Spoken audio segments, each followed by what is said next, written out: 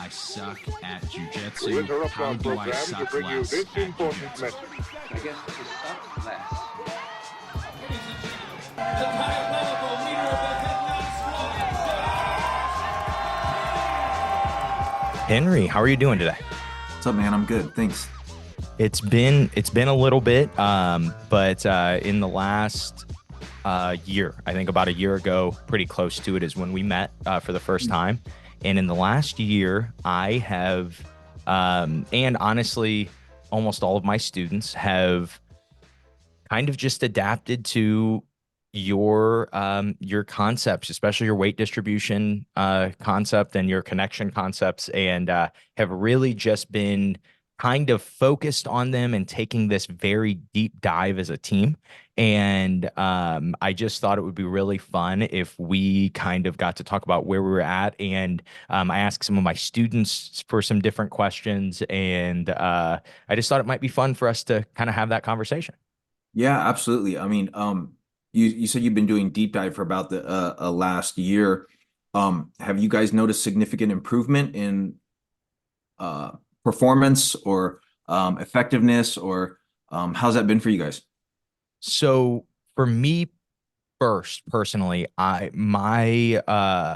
would say at my first attempts, I lost some effectiveness in the first few months. And that's a conversation that you and I had was if I was really going to adapt to trying to be efficient and try to use ideally 5% strength and be still effective, that there was probably going to be some steps back. And there definitely was. I was getting swept at first by guys I never got swept by, or just never, not consistently. And I just was noticing there were definitely some tweaks that needed to be made, but I definitely noticed the weight distribution working. There was no doubt to me that it was effective. At first, looking back now, I think I didn't even realize how many uses it can have. I think at first, all I thought was it was about being heavy on somebody or about putting that really tight pressure on somebody for a period of time or something. But as I started to see how it can accomplish all kinds of other tasks too. For example, when I was watching a video of you, this is a huge groundbreaking point that I had for me was when you had all of your weight in your knee when the guy had you in quarter mount or quarter guard or whatever that's called. And he had your ankle trapped, and you put all of your weight into the floor and not onto him.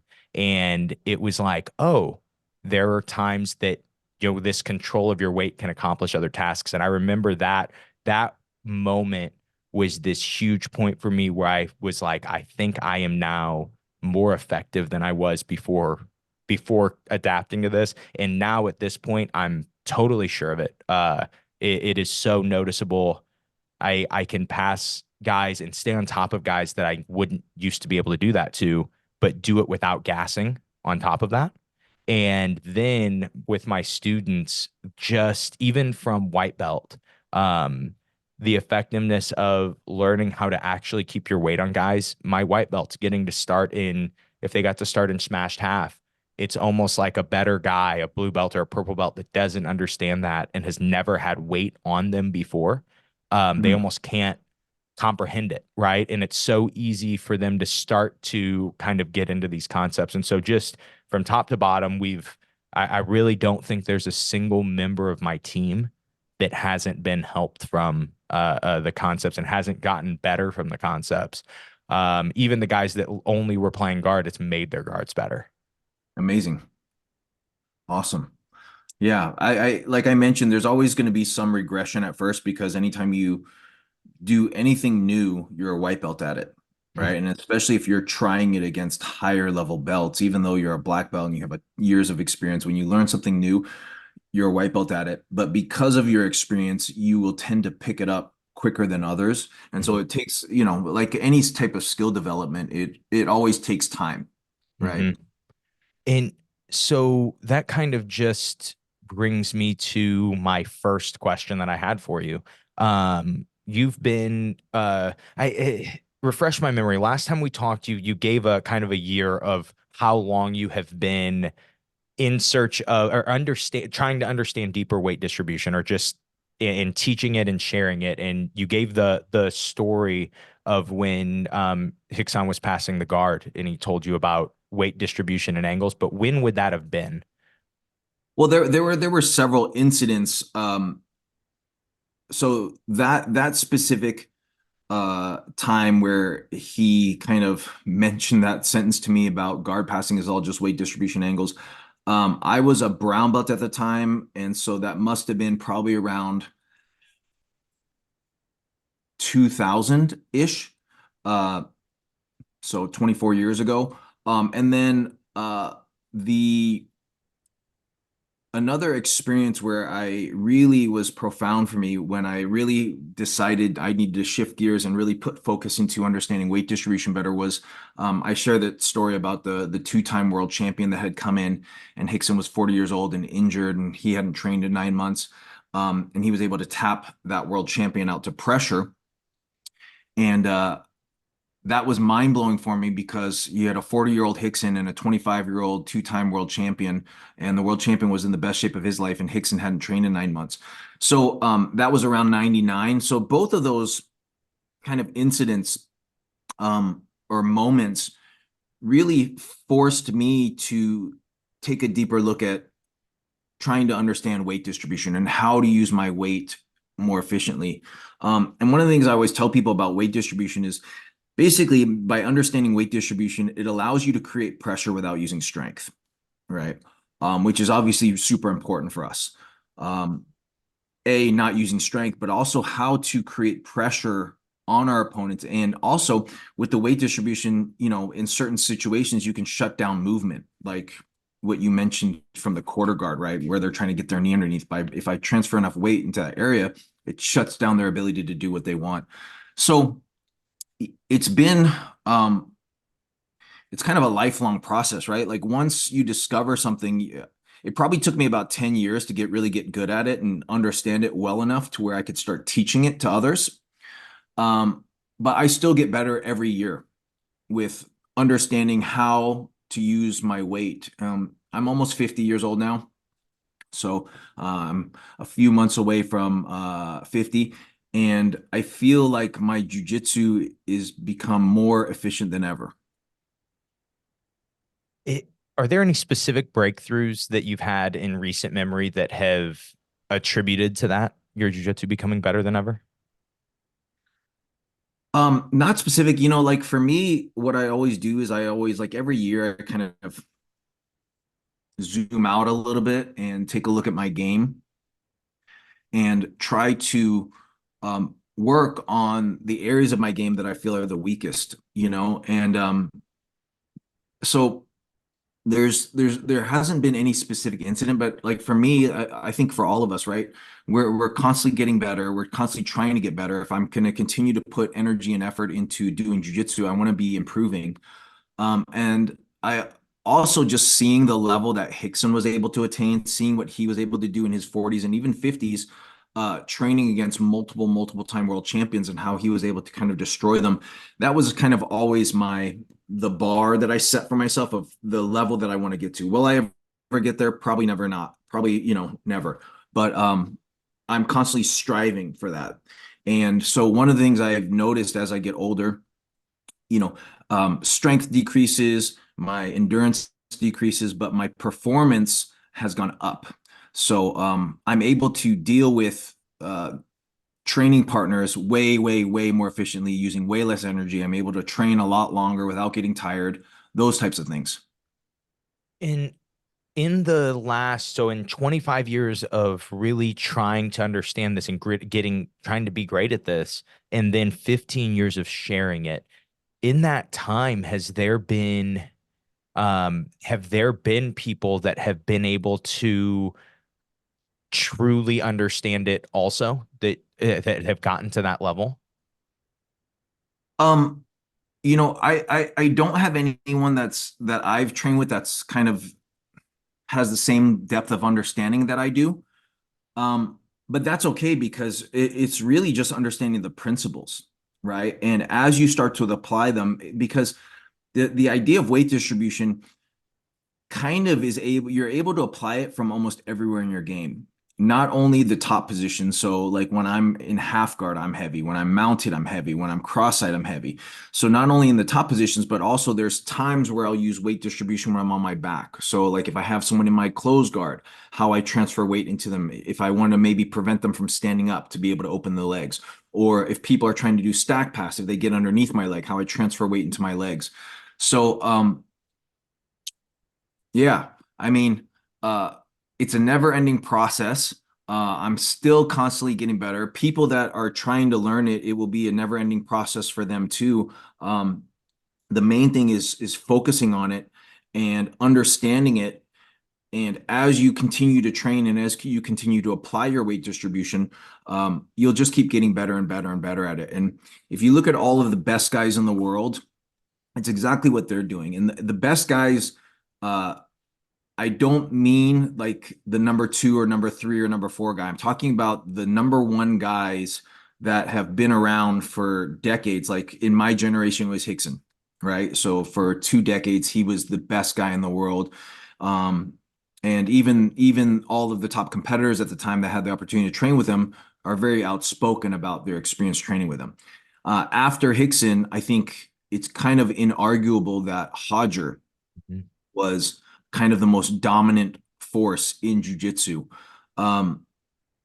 He talks about his weight distribution and pressure all the time, using his weight and putting, especially when he's passing guard, you know. And now you see Gordon doing the exact same thing, and John often, you know, his coach, quite often talking about using your weight to create pressure. So, you know, if you want to look at the best guys in the world, and they're not the best guys in the world by a small margin, they're the best guys in the world by a massive, massive margin, they're all doing it. Mm-hmm.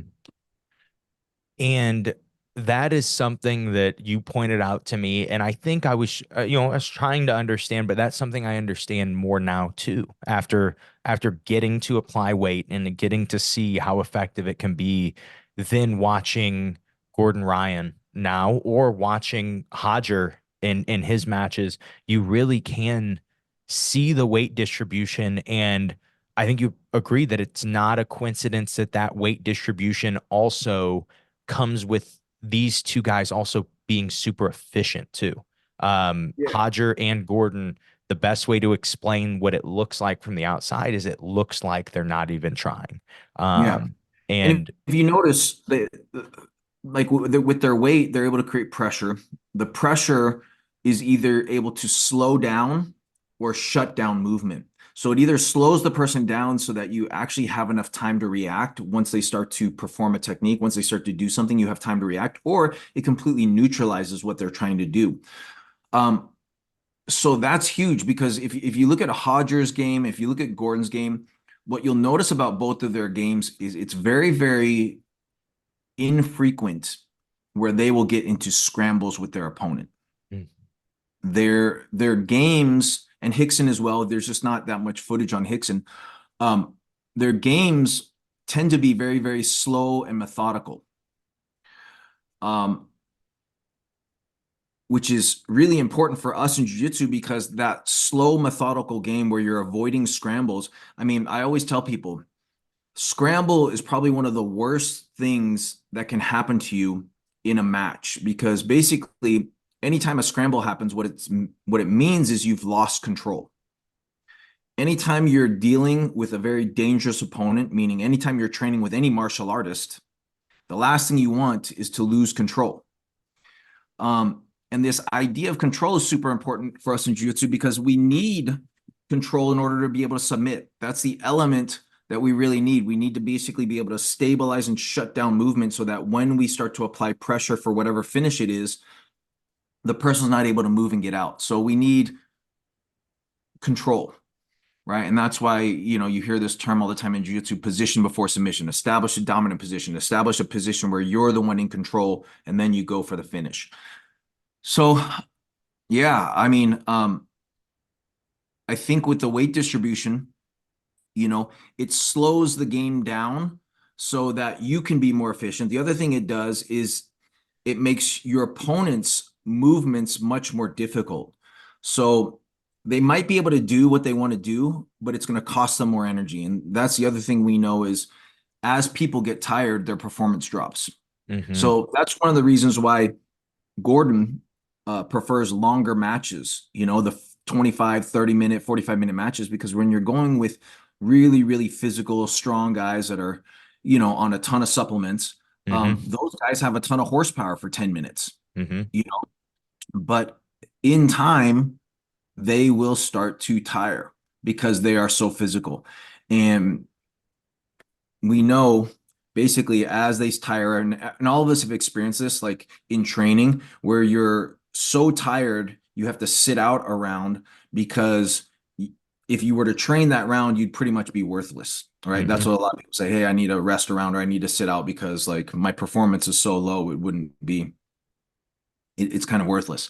So that's the other thing, the important thing about weight distribution, not only being able to create pressure without using strength, but slowing your opponents down and making them tired faster than what they would normally be.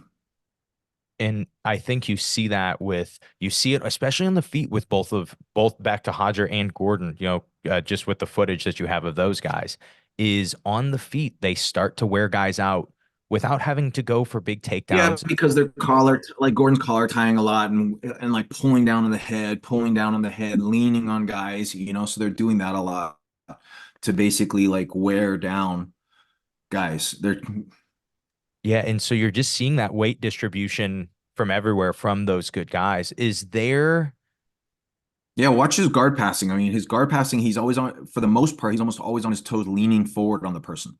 and he's And always the other person's like always framing to hold him up.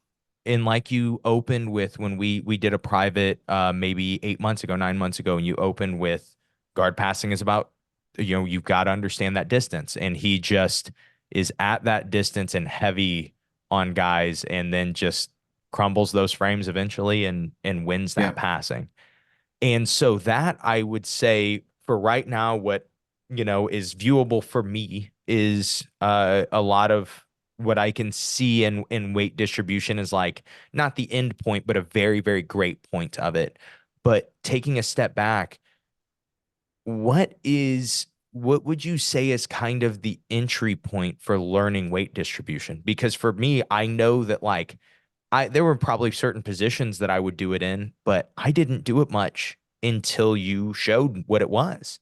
And it was Yeah. something that was just missing out of my game. And I could be effective in jujitsu, but I noticed how much more effective that I became when I actually understood a lot of what was making me effective. Yeah. Cross side is probably the easiest position to start learning it from because basically from the cross side, if you take your knees, if you focus on taking your knees, your elbows, your hips off the ground, so you're basically on your toes, and then the rest of your weight is on your opponent. That's probably the easiest and where you'll kind of get the most significant results, especially initially. Um, but then as you progress in your understanding, you start to learn to apply it from all kinds of different positions like mount, half guard. It's obviously crucial for guard passing. Um, if you want to be as efficient as possible, there's two kind of forms of guard passing. There's basically the pressure game where people are using their weight distribution, and then there's the speed game where people are trying to be faster than their opponent and trick their opponent. But that has diminishing returns as you get older. Mm. So Yeah, that makes perfect sense. And that's something that I think is very observable too, yeah. is that, at some point you just stop being as fast as you used to be. And Most of the smaller, more athletic guys tend to use speed passing because they are fast and light, but eventually that style will not serve them anymore once they get into their 40s and 50s. And so you know, if the goal is to continue to improve and train the rest of your life, then you might as well start on the path of understanding how to use your weight. yes, that makes sense. On that note, because this is something that and it wasn't until one of my smallest guys became very effective with weight distribution, started to really crush the small guys and the big guys with weight distribution, that all the small guys bought in and started working it more too. Mhm. Wh- What what is the smallest person that you've seen be effective with weight distribution? I mean, my girlfriend, she's 105 pounds and she can apply incredible pressure from a lot of different positions. Um, I'll share with you an experience when I was younger, much younger. Me and Rickson's son Hodgson were training partners, and Rickson's son that has passed away. He was 135 pounds and I was 185 pounds, and literally when he would get on top cross-eyed with me, he was so good at applying pressure and using his weight. Like literally anytime he got on top of me, I would feel completely pinned. We were both the same belt. We were both purple belts, but like it literally felt almost impossible to move. And again, that's a 50-pound weight difference. And I was very, very physical. You know, this is back when I was like 23, 24. I was very physical, very strong. I was training jujitsu twice a day and weightlifting. And he was 135 pounds and scrawny. And so on that, would you say, I wouldn't even say that the rules are different, but would you say it needs to be approached any differently if you were smaller, or do you think that the approach can be the same? Slightly. Just because obviously you want to use your weight as efficient as possible, because anytime you're on top of the person or anytime you're in a position where you can apply weight, you're either using your weight to create free pressure or you're not. The difficulty with lighter guys is that when they start to apply their weight, wherever you're putting pressure, you're creating a point of connection. And because of that point of connection, it can be used both ways. So when I create a connection to my opponent, I can use that connection or they can use it against me. So because guys are lighter, it just means that when they create a connection to their opponent is much bigger, much stronger. They can sometimes move their weight around. So you have to know how to create connection and kill connection, like how to connect and disconnect when you feel like movement. That makes sense. Like, and so the example would be when you are heavy in mount and a guy starts to roll you, not letting him continue the roll and being able to stop that. Well, like, I'll give you an example. The hydraulic escape, right? Do you know that hydraulic where guys put their hands on their hips and they do a big hip bump and so a lighter guy, let's say you weigh 125 pounds, right? As opposed to a 300-pound guy. So you're training with a bigger guy, a 200-pound guy, a 300-pound guy, putting his weight and putting his hips into a person. It's going to be a lot harder to move. A 125-pound guy is going to be a lot easier to move just because of the weight disparity, right? The benefit to smaller guys usually tends to be they're a little bit quicker and they have a little bit better endurance because their heart is not having to pump so much blood all around a massive, massive body. So with the lighter guys, once you feel that connection, so let's say they put the hands on the hips and you feel that they've created a connection, they can use that against you. So they can move you with it. They can push you, right? So the idea is when you feel the connection, you kill the connection by changing the angle. Okay. So That makes put their hands really on your good hips, you sense. change the angle of your hips, and then it's harder for them to have that connection. So that's another principle that is crucial to jiu-jitsu. It's happening at all times. Like you're either creating connection or killing connection with your opponent to be able to be effective with your movements or to kill their movements. Man, that is, oof, I was worried about points in this podcast where I was going to pause thinking. I Yeah, have a whole like I have two instructionals on BJJ Fanatics and on my site, hiddenjujitsu.com, on specifically the topic of weight distribution and specifically the topic of connection and how it's used and how it's applied from different positions and different submissions in jiu-jitsu. And so those, if you look at the reviews on BJJ Fanatics on those courses, both of those I consider kind of groundbreaking courses for most people that are trying to develop a deeper understanding of the art, because these principles are applied everywhere. It's all encompassing in your game. And so the sooner that you can understand these things, the more efficient and the more effective you'll become. Man, that is, I'll make sure to link those in the show notes for anybody that wants to check those out. Hey guys, Josh McKinney here. Just want to interrupt this episode very quick and tell you guys about something very exciting that we have going on at simplifyingjujitsu.com right now.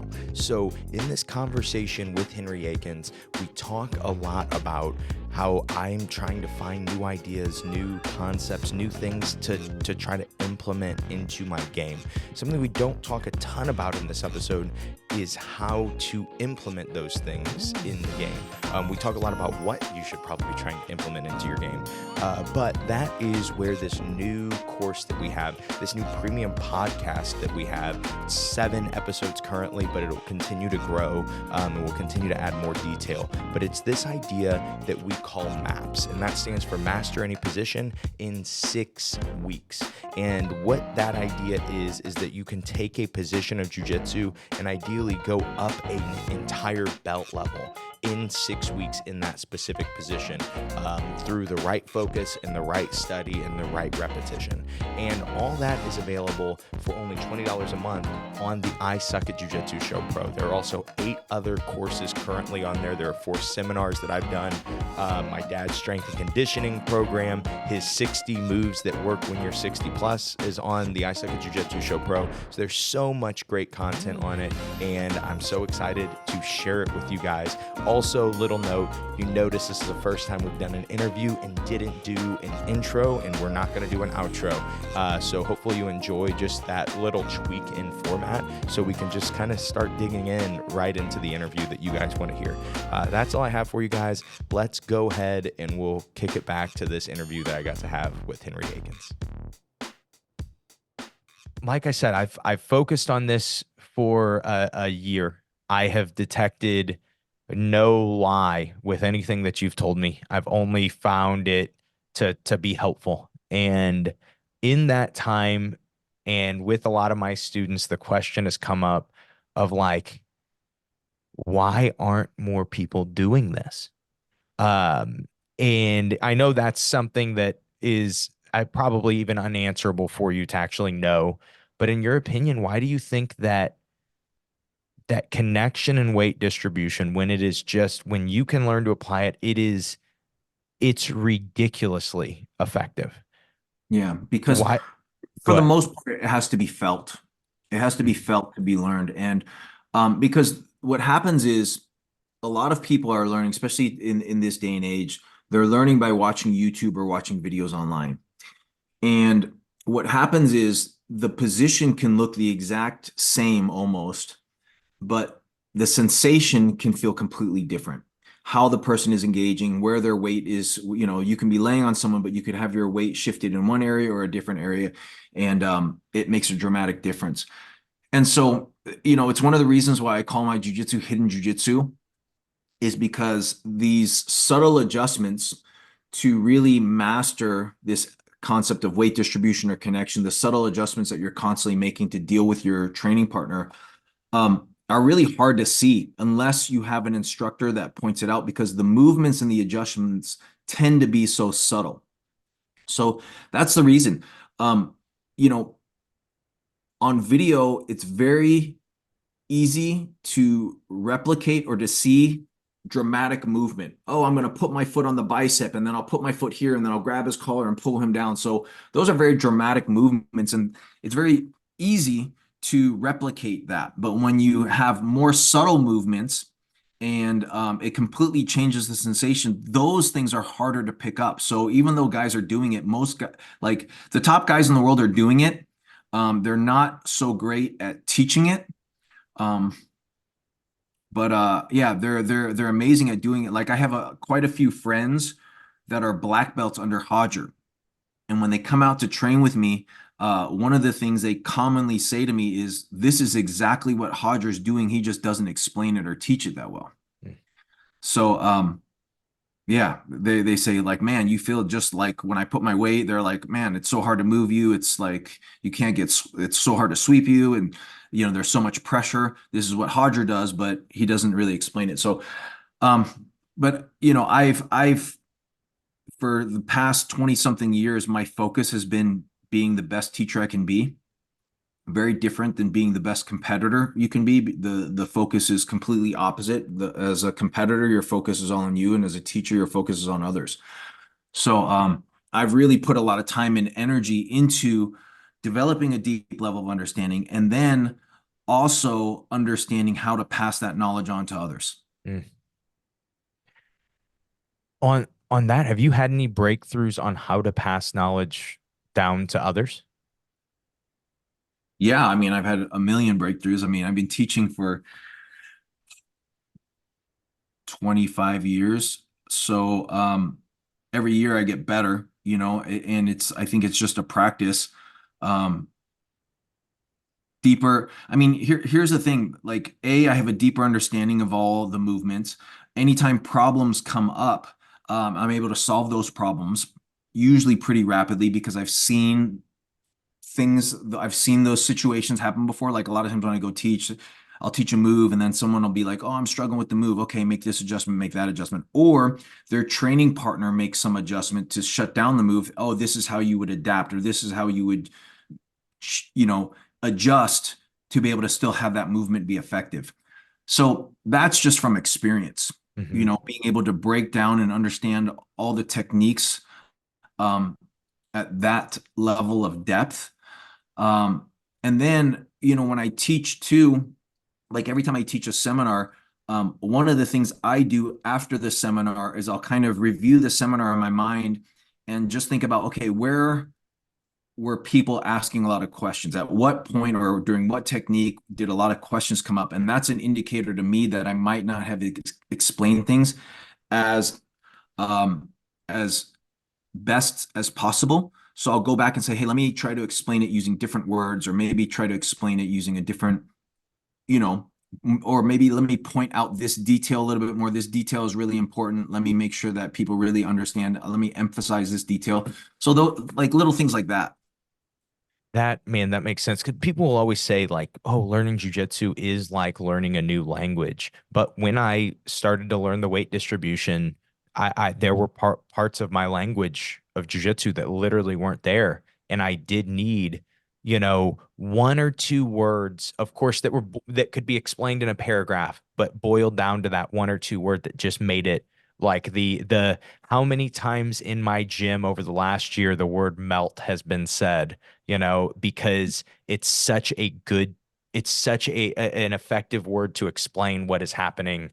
Yeah, Um, you're just kind of wet blanketing, almost like lead blanketing. exactly. And it just, in that, like, without that one word, I feel like there was so much that I guess with that one word, there are so many answers that we got in that one word, and just Yeah. understanding it more and more.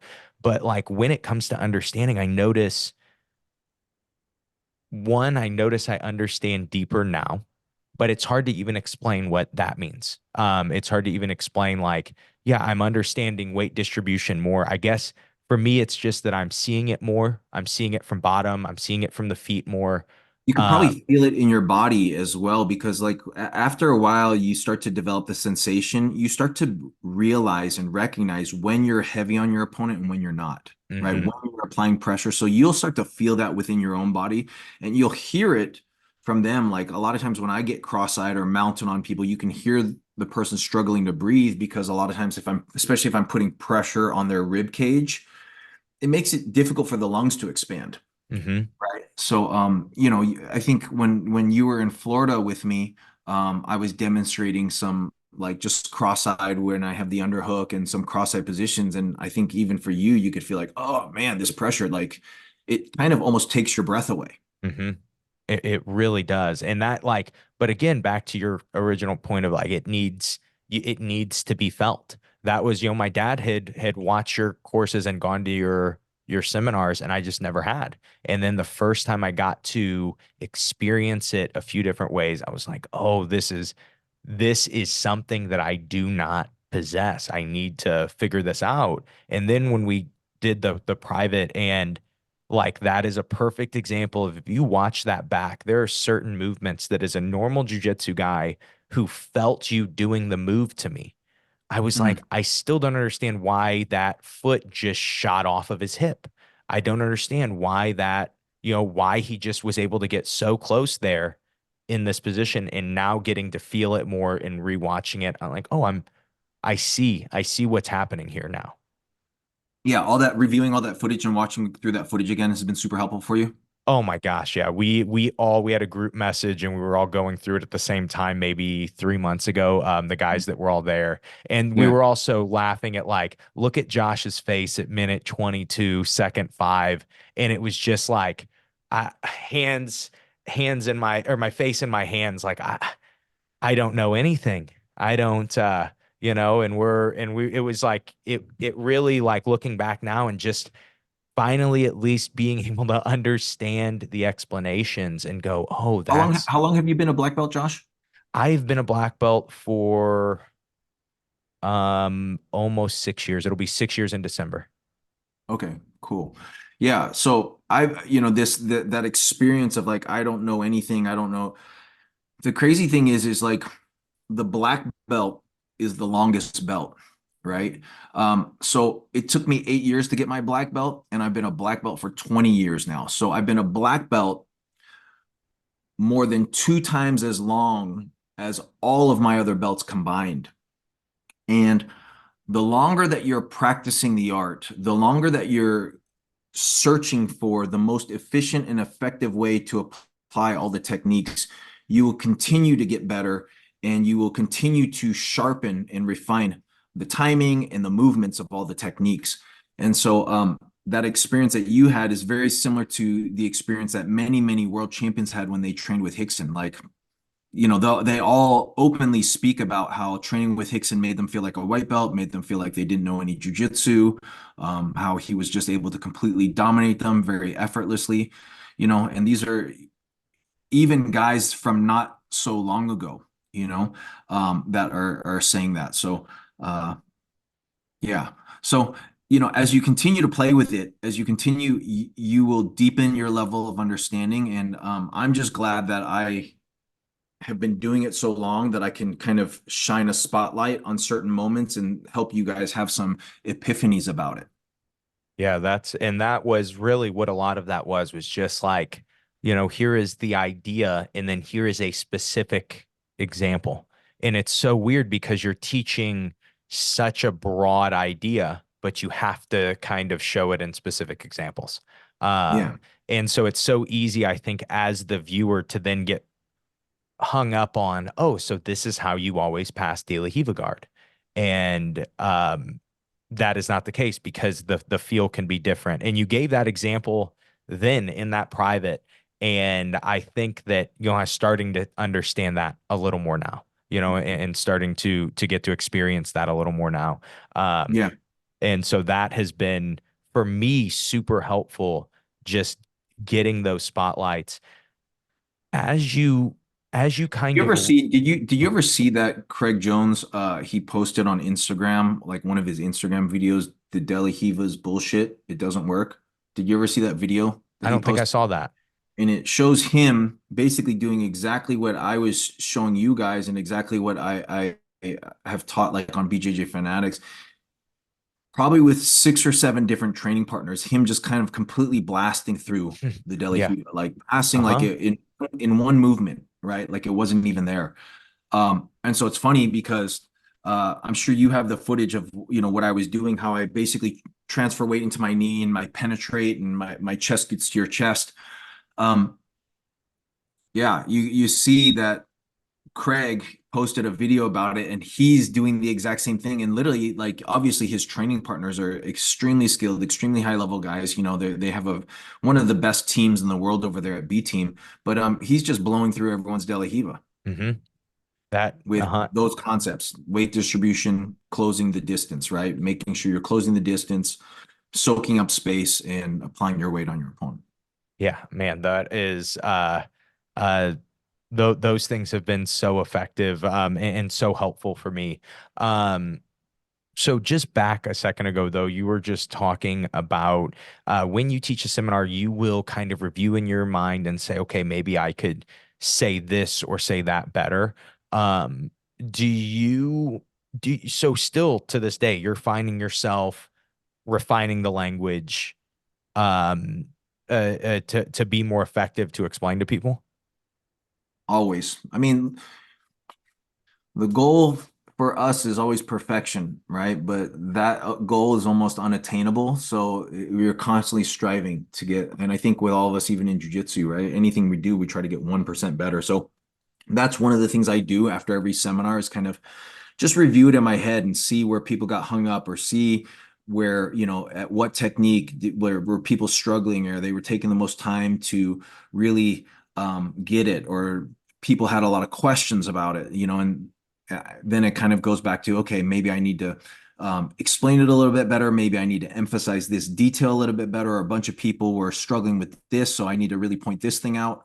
So I anything we do in life, it's, trying to get better at it. yeah, I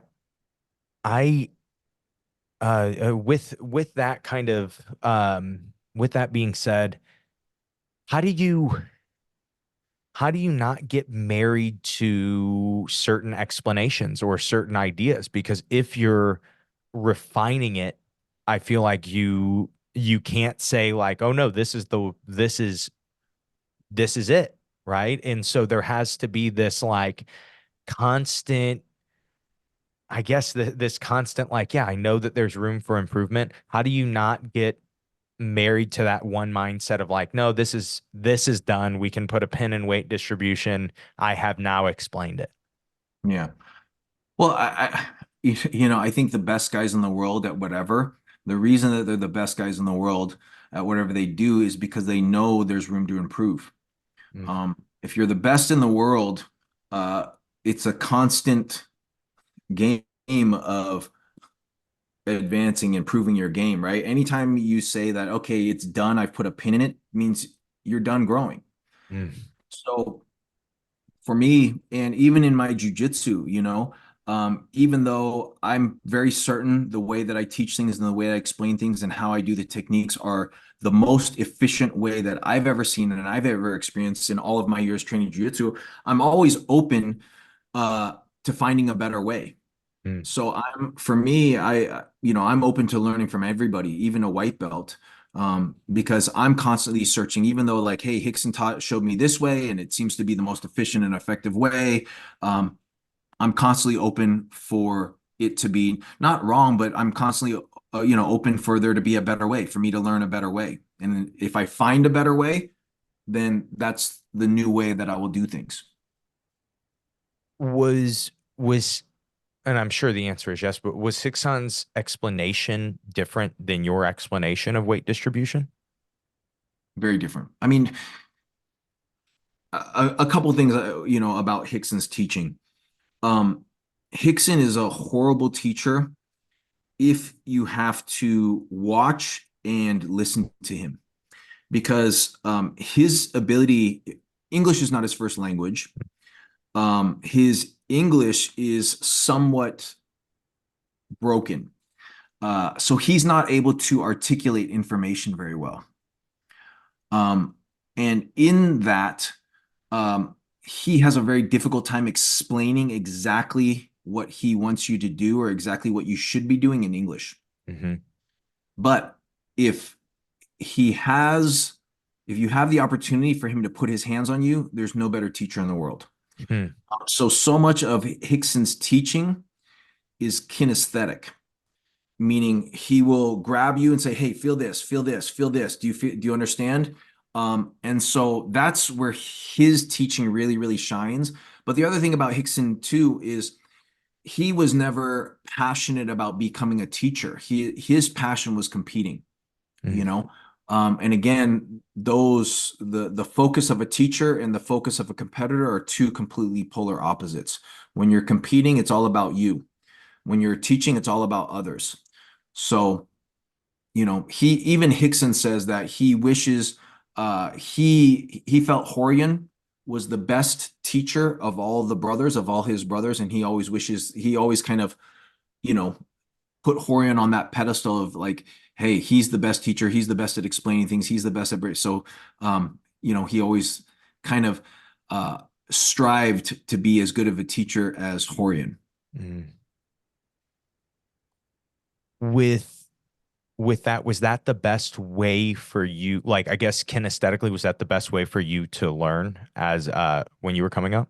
No, but I mean, it was helpful because, like I said, I got to be his uke, for 15 years, training with him. And so I got to feel, just because I understood and knew his jujitsu so well.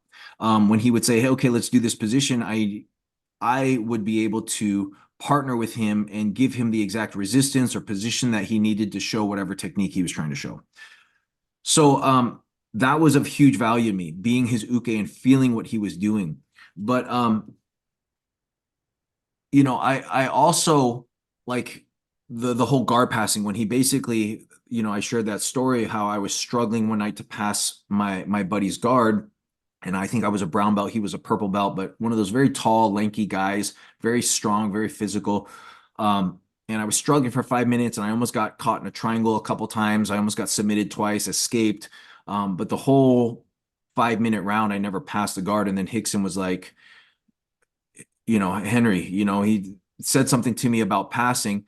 He said, basically, guard passing is just weight distribution angles. Then he slapped the guy's hand and he passed his guard 5 or 6 times within 2 or 3 movements, so 5 or 6 times, probably within a minute, he had passed his guard 5 or 6 times pretty effortlessly, just boom, boom, boom, pass, boom, boom, boom, pass, boom, boom, boom, pass.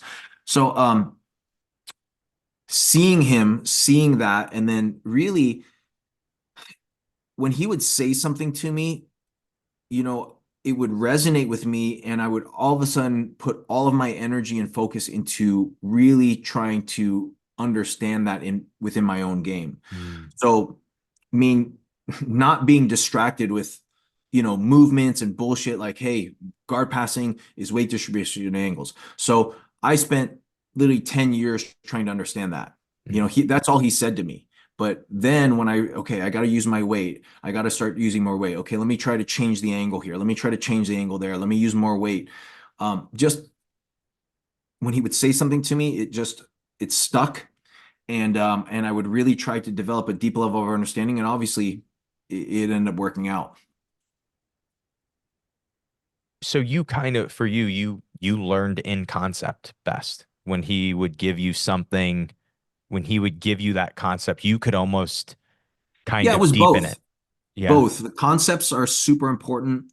I mean, jujitsu is a combination of concepts, perfecting technique, because there's always a best way of doing things. We're always looking for the most efficient and the most effective. The most efficient meaning whatever takes the least amount of steps or uses the least amount of energy. So, in jujitsu, that there's sometimes multiple ways of doing the same thing. So anytime you have that choice where there's multiple ways of doing the same thing, what we're looking for is the most efficient and the most effective. By efficiency, what I mean is what method uses the least amount of strength or the least amount of movement. Sometimes there's, let me show you this 5-step way of doing a Kimura, and let me show you a 2-step way of doing a Kimura. I'm going to go for the 2-step way because it's less movement. The other thing is the effectiveness, meaning if I do a technique, what is the percentage chance of success, right? So some of us have techniques that are like a 50-50. Half the time it works, half the time it doesn't, right? What we're constantly striving for is developing our technique so everything we do is like 95% chance it's going to work. Okay. Yeah, that makes sense. Uh, in in that time, you're talking about just the time training, learning from Rickson and training with him. Do you have anything that looking back you go, man, I wish I would have done this differently because I think it would have gotten me steps further way earlier? I mean, I always wish I would have understood weight distribution and connection sooner in my game. It probably wasn't until even like I was 30 something in my 30s where I really started the other idea of, it hit me like, man, how is Rickson able to dominate all of these world champions and without breaking a sweat. Like he would, a lot of times I'd see him rolling and he'd submit guys 5 or 6 times in a row, guys that had literally the week before just won the worlds, right? And they were bigger, stronger, way more athletic than him. And he would go and train with them and he would submit them multiple times in a 5-minute round. And it looked like he was barely breaking a sweat. So just that concept of, if I want to beat guys using the least amount of effort and energy, I need to start training that way, right? I was always in good shape when I was younger because I was training like an animal all the time. And so because of that, my expression of jiu-jitsu was more physical than what it should have been. Do you think, like, if somebody recognizes that their expression of jiu-jitsu is too physical, do you think that, like, what do you think is the best approach for them to start removing that physicality from their jiu-jitsu? I mean, the main thing is just, recognizing in yourself, like again, efficiency, right? That's so important for us in jiu-jitsu because we want to be able to beat opponents using the least amount of effort possible. That's really, if you think about mastery, right, is how can you dominate the best guys in the world using the least amount of energy? You see kung fu masters, these old kung fu masters, and they're able to beat up their young students that are very young and physical. Sometimes the guy's even blind, the kung fu master, and it looks effortless for them, right? So that's kind of always the goal. How do we do things in a more effortless way? I always tell people, when you're measuring progress, those are the two measurements that we're always looking for: effectiveness and efficiency. So if I roll with a guy and I'm able to tap him out once every 5-minute round, right? On average, I roll with this guy and I know I usually catch him once in every 5 minutes. If I'm able to catch him still once in every 5 minutes, but using 50% strength, that's improvement, right? Or the effectiveness, I'm usually catching this guy once every 5 minutes. Now I'm catching him 2 or 3 times every 5 minutes, right? So that's how effective your jiu-jitsu is. And so we're constantly, like, most people measure their progress in jiu-jitsu by effectiveness, but not in efficiency. And So would you say, like, if you're being effective with something, that your next thought should be like, can I still be effective with this with less while being more efficient? always, right? So once you're able to achieve a certain result, now the goal is, can I achieve the same result using less energy?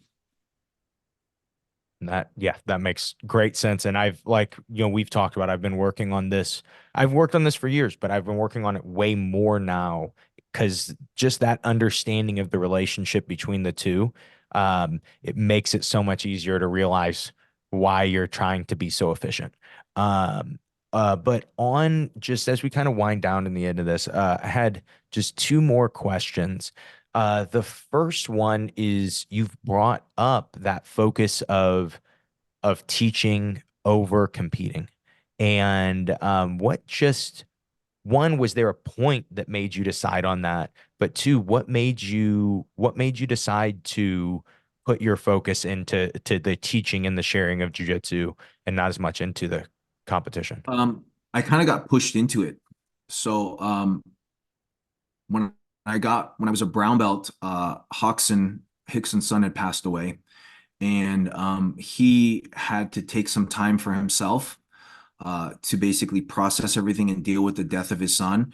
And so at that time, I kind of got pushed into the role of becoming kind of the main instructor at the school, where I was there at the school all the time, teaching all the classes. And so because of that, I remember just sitting to myself and thinking, hey, like, well, now I'm kind of having to kind of carry the school on my shoulders, because Rickson is going to be away for a while, dealing with, the loss of his son. How do I become the best teacher possible, right? So I really threw myself into it. Anytime I kind of have anything that I'm supposed to do, for me, it's like, how do I do it the best way possible? How can I become the best at this? So I got pushed into teaching.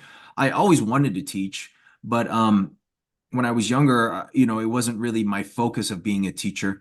But yeah, I got pushed into it. And then also, as you know, when you teach, because your mind, it forces your mind to be on jujitsu so much, you'll have dramatic improvements in your game just from teaching, right? Because you're constantly looking at your students, you're analyzing what they're doing. Sometimes they have problems or issues.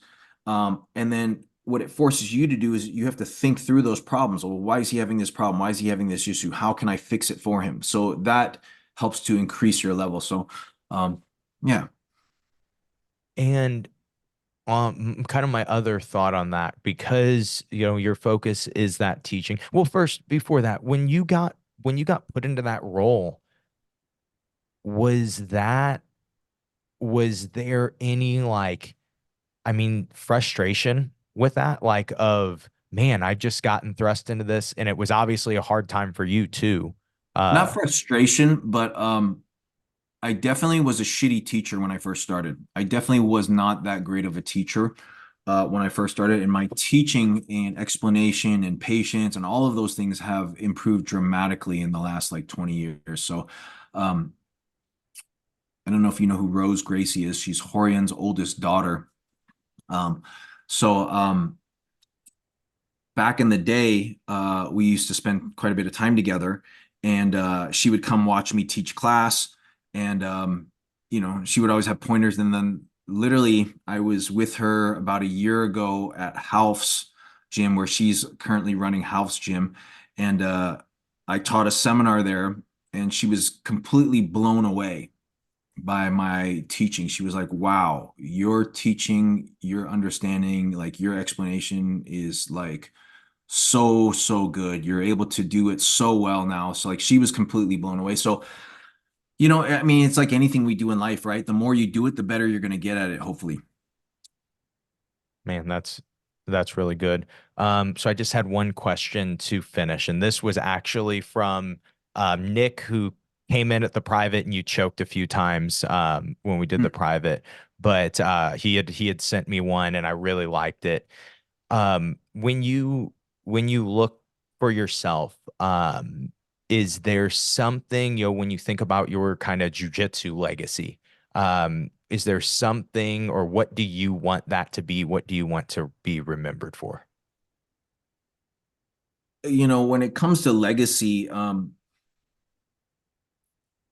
I don't know. I guess I've thought about it. And for me, it's really just leaving the world a better place, right? And I definitely, definitely, definitely believe that anybody that practices jujitsu, the art makes you a better person in that it helps you develop confidence, helps you lose weight, helps you relieve stress. There's so many benefits to jujitsu. Um, and so I know it wouldn't be growing as much and people wouldn't be so addicted to it if it didn't add tremendous value to people's lives. So that's for me, my legacy is I know that my teaching, what I'm doing is adding tremendous value to people's lives and is helping people to become better human beings. Man, that is a great answer. Henry, thank you so much for being on the show, but also just for all of the help that you have given to me and my team. Really, really appreciate that. Is there anything that you want to say to finish? Well, check out my weight distribution and the connection courses that I have either on BJJ Fanatics or my site. I think after you watch those, Josh, it will be another moment where you have like massive epiphanies about just a deeper level of understanding of how to apply these two concepts into your game. And again, just keep, for the people that are starting to do it in the beginning, because you'll have some regression, but in the long term, there's so far, it will take you so much further than just focusing on doing the techniques, right? Yes, and yeah, I totally agree. Just, at 1 year in, I have noticed that progression, and I don't think it's going to stop, because I noticed that there's still so many places that I could be better at it too. Yeah, cool. All right, thank you for being on, Henry. Thanks, Josh. Thanks for having me on, bud.